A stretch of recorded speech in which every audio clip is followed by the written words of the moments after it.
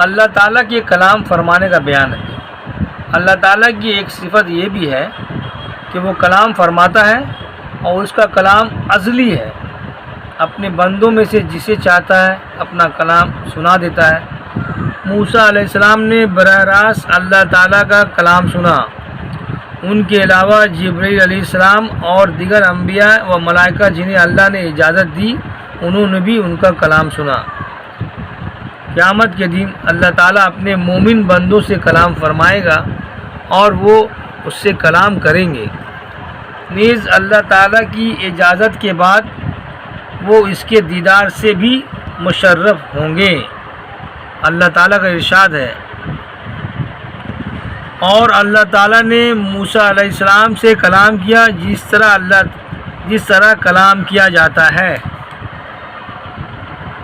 فرمایا، اے موسیٰ، میں نے تمام لوگوں پر ترجیح دے کر تجھے منتخب کر لیا ہے اپنا پیغام بھیجنے کے لیے اور ہم کلام ہونے کے لیے، اور فرمایا ان میں سے بعض وہ ہیں جن سے اللہ نے کلام کیا، اور فرمایا کسی بشر کی یہ طاقت نہیں کہ اللہ سے کلام کرے مگر وہی اشارے کے طور پر یا پردے کے پیچھے۔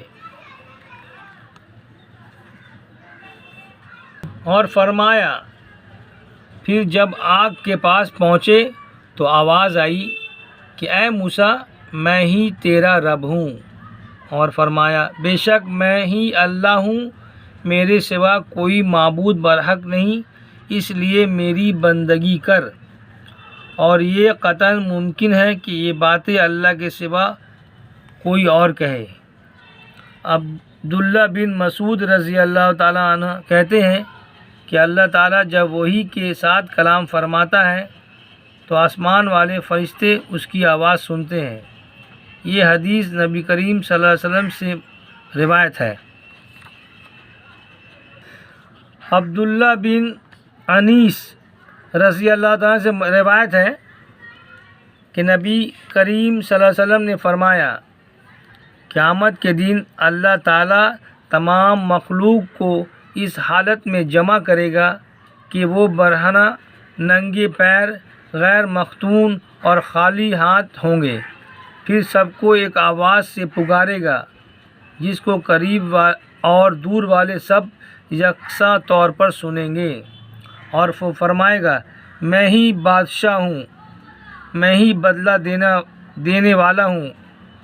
اس حدیث کو ائمہ حدیث نے روایت کیا اور امام بخاری نے باب کے تحت بطور اجتہاد ذکر کیا۔